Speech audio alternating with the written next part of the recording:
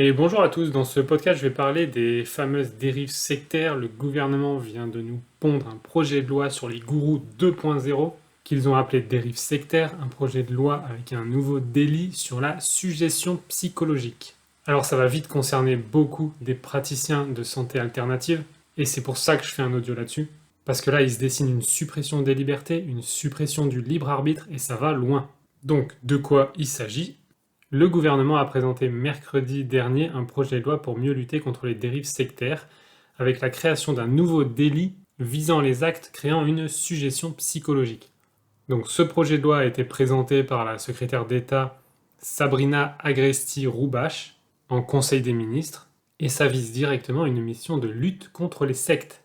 Donc je vais vous dire ce que j'en pense, je vais vous dire ce qu'on peut faire tous ensemble, et je vais vous dire aussi à quel point c'est du pur foutage de gueule en termes de ce qui est secte et gourou. Alors voilà ce qui s'en dit un peu avec la crise sanitaire du Covid-19 et le développement de réseaux sociaux. On a vu apparaître des gourous 2.0 qui fédèrent de véritables communautés. Pour ceux qui connaissent bien le sujet, c'est aussi ce qui s'est passé avec Thierry Casasnova, qui est dit gourou du crudivorisme sur YouTube et qui a été mis en examen. Sauf que c'est pas du tout un gourou, il prône la libre pensée, le libre arbitre. Il propose simplement des choses alternatives à la médecine standard, des choses qui coûtent pas cher, des choses qui soignent. Il propose des choses qui ont validé des résultats, mais surtout il propose aux gens de faire ce qui est bon pour eux, ce qui leur semble bon pour eux. Il va jamais empêcher quelqu'un d'aller faire une chimio si la personne a envie de faire une chimio. Par contre, il propose beaucoup de choses alternatives. Il explique ô combien ça marche et en quoi ça a marché pour d'autres personnes. Et c'est ce que font la plupart des praticiens en santé naturelle. Là où la médecine assène des vérités, vérités qui sont justes sur le moment parce que c'est là où ils en sont au niveau des recherches, et qui peuvent s'avérer faux dans le futur, tout le monde s'en fout. Mais eux, par contre, ils assènent des vérités, et c'est toujours la médecine qu'on doit aller voir si on a un problème. Mais là, il n'est pas question de gourou. Donc ce projet de loi a prévu de créer un nouveau délit pour réprimer directement les actes visant à placer ou maintenir une personne en état de suggestion psychologique. En gros, ils font ça pour notre sécurité, comme d'habitude. Et les peines encourues sont de 3 ans d'emprisonnement et de 375 000 euros d'amende. C'est complètement abusé. C'est 3 ans d'emprisonnement et 375 000 euros d'amende si vous dites pas ce que le gouvernement veut que vous disiez. Si vous soignez pas les gens de la manière dont le gouvernement veut que vous soignez les gens. Après, je suis d'accord qu'il y a des abus. En santé alternative, il y a des praticiens qui abusent. Il y a des praticiens qui assènent leur vérité aussi. Et à cela, je leur dis, corrigez votre façon de diffuser l'information. Le but de tout ce qui est alternatif, c'est de laisser le choix à la personne d'aller où elle a envie. Mais c'est de lui offrir différents choix, de lui offrir un buffet de choix pour qu'elle puisse choisir. Parce que la médecine traditionnelle, bien sûr qu'elle fait des belles choses, mais elle est aussi extrêmement dangereuse sur le moyen et long terme. Donc avoir des alternatives pour se sentir mieux et pour opter pour des soins plus naturels et plus long terme, ça devrait être un droit et même la médecine standard devrait proposer des alternatives. Mais évidemment, c'est pas le cas. Et il y a une deuxième partie aussi dans ce projet de loi qui concerne évidemment le domaine de la santé, puisque les gourous 2.0 c'est un peu générique, mais au niveau de la santé, ils ont créé un délit de provocation à l'abandon ou à l'abstention de soins ou à l'adoption de pratiques alternatives, exposant à un risque grave pour la santé, je cite. Et dans ce cas-là, la peine encourue serait de 15 000 euros d'amende et 1 an d'emprisonnement. Et enfin, le projet de loi veut faciliter les sanctions disciplinaires pour les praticiens déviants. C'est comme ça qu'ils les appellent, déviants. Donc il peut y avoir du bon là-dedans, parce qu'effectivement, il y a des praticiens qui abusent, mais il y en a autant en médecine traditionnelle qu'en médecine alternative. Le problème, c'est pas la médecine alternative, c'est toujours pareil, c'est les gens. Les gens qui abusent, il y en a dans tous les domaines, les bons et les mauvais. Donc que le gouvernement veuille protéger les gens, moi je trouve ça inadéquat. Il ferait mieux de bien les renseigner, de bien les informer, pour que eux-mêmes puissent faire des choix éclairés. Si les médecins proposaient le buffet qui existe aujourd'hui, soit en soins normaux, standards, soit en soins alternatifs, et si tous les praticiens proposaient tout le buffet de soins standards et alternatifs, les gens pourraient choisir en conscience, pourraient faire de meilleurs choix et plus long terme pour leur santé. Et donc c'est la semaine du 12 février 2024 que ce projet de loi a été voté et malheureusement il est passé. Donc maintenant c'est la porte ouverte à n'importe quoi et à plus de cas comme celui de Thierry Casasnova.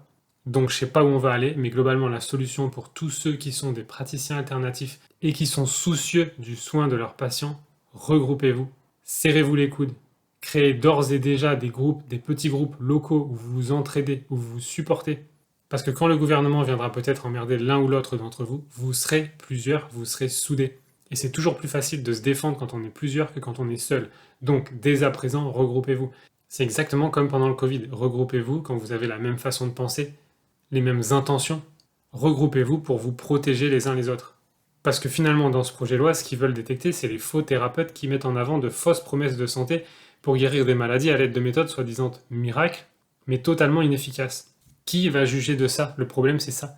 C'est un organisme du gouvernement qui va juger de ça, selon des textes de loi qui auront été créés par et pour les compagnies pharmaceutiques qui ne veulent pas voir de santé alternative sur le marché. Donc là, tout ça, c'est clairement pour stopper complètement la santé naturelle, la santé alternative, ou pour en laisser des bribes. Mais en tout cas, là, le gouvernement, explicitement, va vous dire quoi manger, comment vous soigner, quoi faire pour votre santé, et si vous écoutez pas ça, alors vous serez en danger. Et je serais pas étonné qu'il y ait des spots publicitaires à la télé qui passent dans ce sens. Donc attention, ça va manipuler en masse, ça va continuer encore plus fort. J'ai l'impression que nos gouvernements sont à l'agonie. Ne vous laissez pas faire. Franchement, restez ouvert à toute solution pour votre santé, qu'elle soit dans la médecine standard ou qu'elle soit dans la médecine alternative. Restez ouvert, prenez plusieurs avis, jamais qu'un seul, et faites vos choix de manière éclairée. N'écoutez pas aveuglément une personne, prenez vraiment différents avis, c'est important. Donc dérive sectaire, gourou 2.0, moi je vais vous lire une définition de secte, et vous allez voir si c'est pas aberrant. Une secte est une communauté humaine dont les membres suivent avec rigueur une même doctrine religieuse, philosophique ou plus rarement politique. Plus rarement politique. Et dans certaines langues aujourd'hui, le vocable secte est assez fréquemment associé à l'idée d'intransigeance et de contrainte psychologique, voire de manipulation mentale. Contrainte psychologique et manipulation mentale. Par qui, dans cette même perspective, les sectes sont alors caractérisées comme des groupes fermés au monde extérieur, et souvent dirigés par un chef charismatique, un gourou au sens dépréciatif du mot, dont l'autorité ne se discute pas, et qui parfois peut être entouré d'une forme de vénération.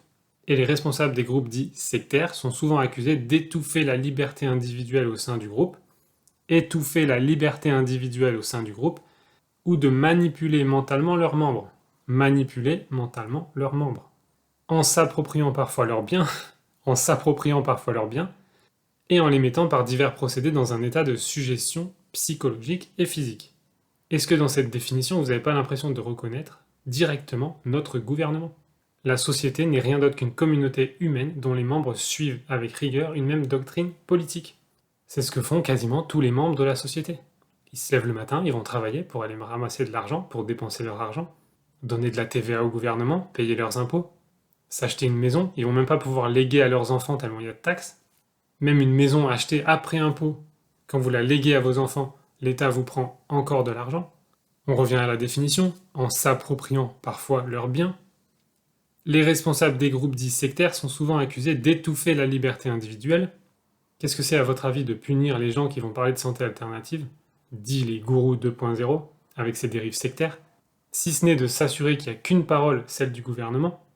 Et qu'est-ce que c'est d'autre, si ce n'est d'étouffer la liberté individuelle au sein du groupe? Quand on repense au Covid-19 aussi et tous les spots publicitaires à la télé, on est clairement dans la manipulation mentale des membres. Et on les maintient par ces divers procédés dans un état de suggestion psychologique et physique. Peut-être vous n'en avez pas conscience aujourd'hui, mais l'État, la société, c'est la plus grosse secte au monde. Les États, les sociétés, et personne ne le voit.